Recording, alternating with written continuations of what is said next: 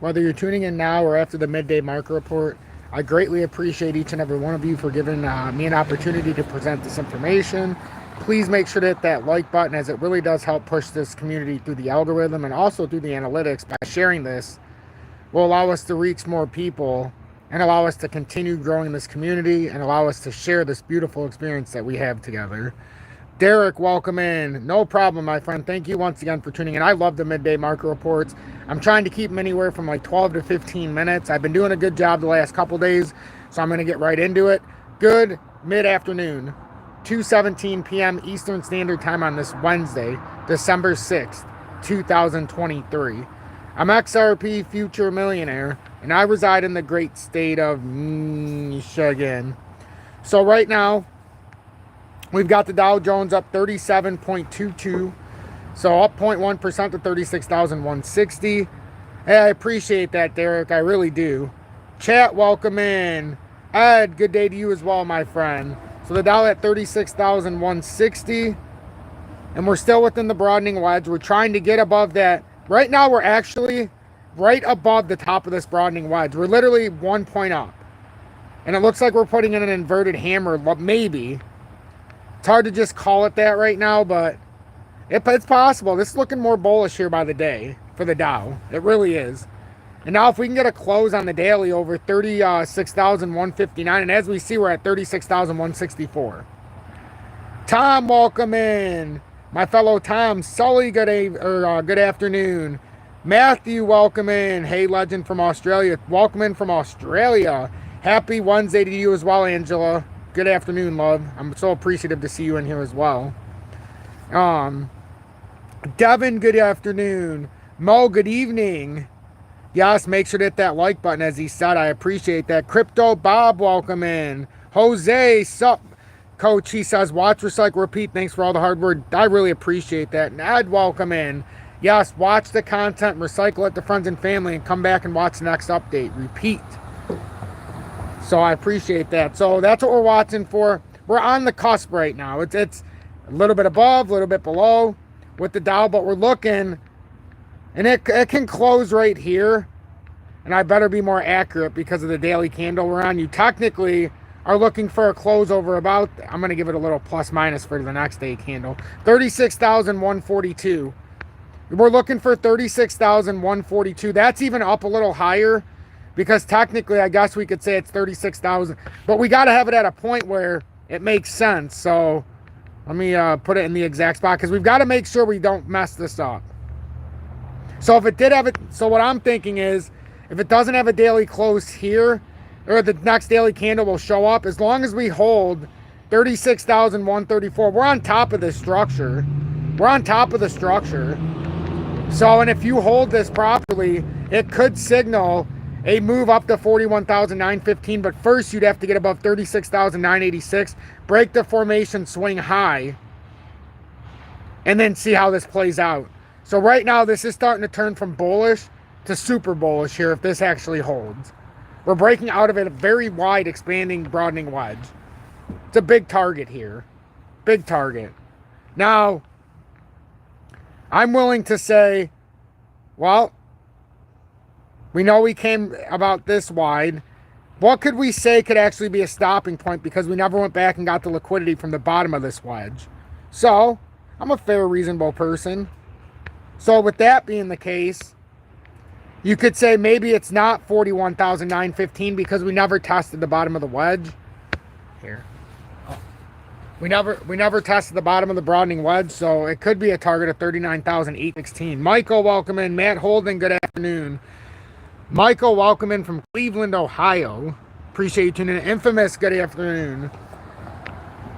Appreciate everybody being here for the midday market report. So that's the Dow. Hopefully that makes sense. The DXY is at 104.11, up 15 cents or 0.15%.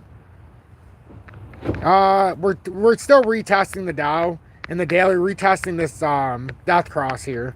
We've already had the 20-day moving average cross through the 50, 100, and 200, which means the 20-day buyers find no reason to hold the dollar. 50-day buyers, no reason. 100-day and 200-day, nobody's finding a reason to hold this. Mr. Mac, welcome in. Appreciate you tuning in. I really do. Mr. Carter sneaks in here, hashtag mother second choice. Hopefully you're having a good afternoon, Mr. Carter. So if we get the rejection here with the US dollar at 104.20, that would help signal another leg down. And if we do signal another leg down, the only thing that can hold us, because this would effectively break the neckline then. If it does that, you come back down to the head, or you come all the way back down to the bottom of the formation. It's just, that's what happens. And the next progression here would be somewhere around 97 on the US dollar. If it continues to break down, the 10-year government bonds flat, down about 5 basis points, or down 1.1% to 4.12%. It's still continuing on our trajectory. I think that's solid. And I think if it can't hold that, we already know the next level down. But if it holds that, I think you'd put in a head formation, something like that. But it would come somewhere. Your first chance to hold here, if you break through the 200 right now, would be around 3.9%. But in my estimations, it could go all the way down to about 3.6. If it breaks that, you could come all the way sub 3%. Are they ready to do that? It's anybody's guess. But right now, I think there's a 58% probability of what I put out there to play out. Some would say that's not exactly the strongest. That's only because I don't know if it's going to come up right there. There was no doubt in my mind it was coming down to that uptrending support. It's just a matter of kind of create this inverted head and shoulders type formation. Only time will tell. Only time will tell. But I do firmly believe one day in the not so distant future, we're going to go back to double-digit interest rates. And a lot of people say it can't happen because of the banks. Well, they have a thing called bank bail-ins now. So like I've said before, we'll bail them out. The ones who are in the banks. Crude oil down 3.45%, or $2.47 per barrel of WTI pricing US dollars. It's at $69.53 per barrel. Some people are acting like this is unbelievable. How could anybody have predicted this? It's exactly what we've been predicting. $70 a barrel year end because the government said so. They said it back in the end of August, and we're like, wait a minute, what? Or end of September, I'm sorry. Where was it at? Somewhere back here. I think it was either October or something. Maybe it was around Halloween. And that was before it started coming up to the last leg. And we talked and we're like, well, unfortunately, we've got either 77 or, like the government says, $70 year of end. And I put it at 69.90. And that could still keep this inverted head and shoulders intact. But they called for this. Now, if it breaks down, we have the new target. If we lose this 69.90, your next target's $65 per barrel. So just pay attention to that. It could break down quickly, because we don't know where it's going to stop. It looks like they're trying to cheapen it for the reserves so they can restock. But we'll see. I'm not one to theorize. 38 people here and 31 likes. That's a pretty good ratio. Please make sure to hit that like button. Rich, welcome in. Hit the like button. Or people, don't forget his giving a free tutorial. I'll finish reading that in a sec. The gold silver ratio is up 1.3% of $1.08, 84.51. He said giving us free tutorial, at least help him with the like. Exactly. Thank you so much for that.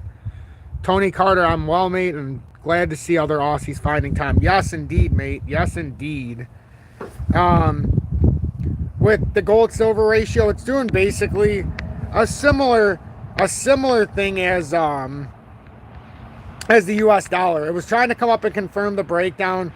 Now it's come up past this 83.26 pretty clearly and cleanly here.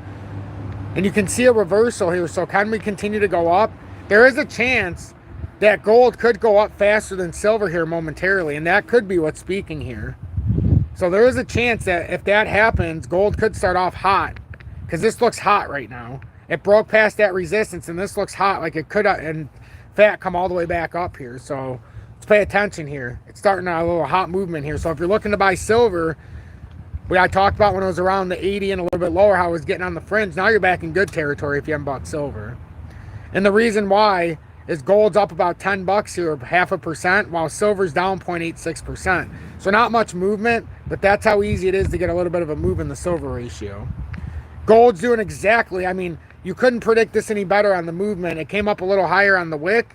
We didn't know where it was going to be, but now it's coming down and it retested exactly where we talked about to see if this pattern's still valid.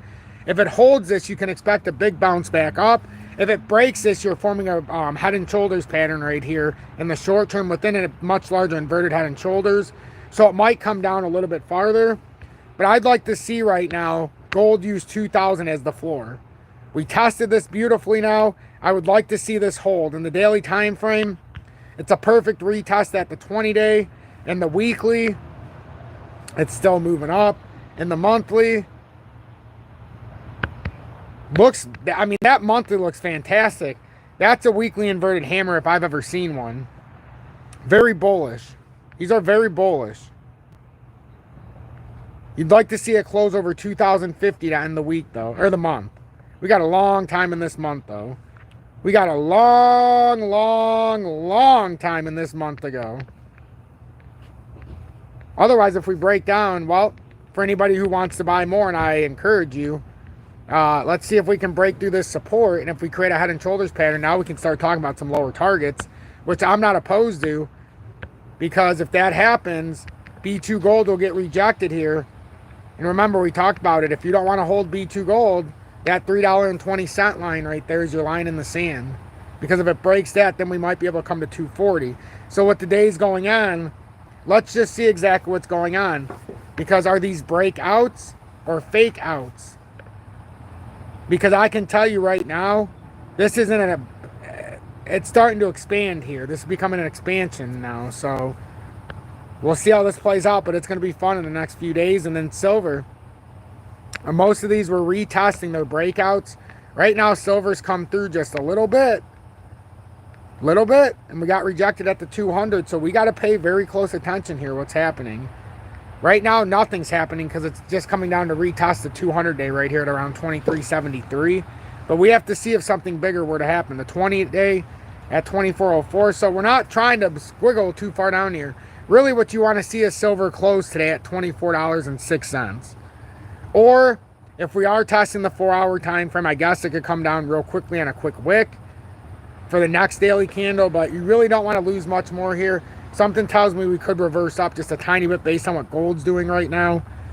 But we'll see if it ends up below or above $24.06. I'm XRP Future Millionaire. If you appreciate these midday market reports, please make sure to hit that like button. Consider subscribing to the channel and joining the over 19,300 plus subscribers. And if you do appreciate what I do, you can always consider sending a YouTube super chat or joining Tom's Army. And if you're looking to trade XRP, your favorite crypto, you can look in the video description below. There's links to several different exchanges that I use that have the cheapest spot fees. You can futures and spot trade on everything that I've shared. And it's just an easy way to get to where you're going. Other than that, please make sure to hit that like button. Share this on social media so we can continue to grow this beautiful community as we inch closer to 20,000, which is a crazy thing. But yeah, I just want to read this real quickly and then I'll let you go. What to watch today. Stocks were wavering Wednesday after the latest employment data showed a moderate growth in hiring. ADP's report showed companies added 103,000 private sector jobs in November, lower than the 120,000 estimate listed on FactSet. Treasury yields were extending their drop with the 10-year yield at 4.169%. Oil prices were falling as well, with WTI reaching $69.67 a barrel. While the Bitcoin rally showed no signs of topping, JP Morgan's Jamie Dimon said at Senate hearing he has always opposed crypto and that if he was the government, I'd close it down after the bell. GameStop and C3AI report earnings. Stitch Fix is switching its who gives a rat's ass? Don't care. S&P 500 waivers. It's all about oil today. The S&P 500 has swung between losses and gains on Wednesday, pressured by declines in energy stocks. Among all 11 sectors of the index, it was the only one in the red. Energy fell to nearly 2% on average from 1.2% before noon.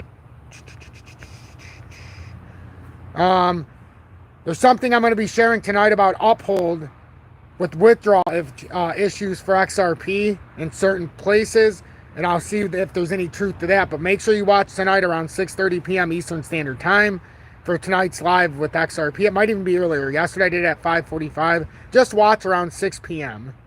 It's the best I can say. And we're going to dig deeper into that with Uphold, see what's going on there. But I wanted to save it for the live. FTC to go before a panel of judges over Microsoft Activision deal. The Federal Trade Commission isn't done fighting Microsoft 75. Again, who gives a rat's ass about all this stuff? European stocks rise as downbeat data boosts rate cut hopes. European stocks rise as downbeat economic news fuels hopes of interest rate cuts next year. The stocks Europe 600 gains 0.5%. The FTSE 100 advances 0.3%. The CAC 40 and DAX climb 0.7%.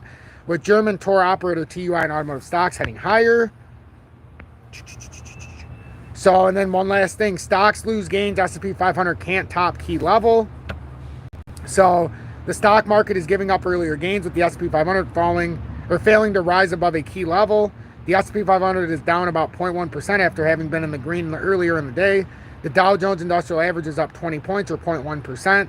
Though it's below its peak for the day, the NASDAQ Composite also gave up earlier gains, now down 0.1%. Thank you all so much for tuning into the Midday Market Report. I hope to see you tonight when we do our XRP live and cover what's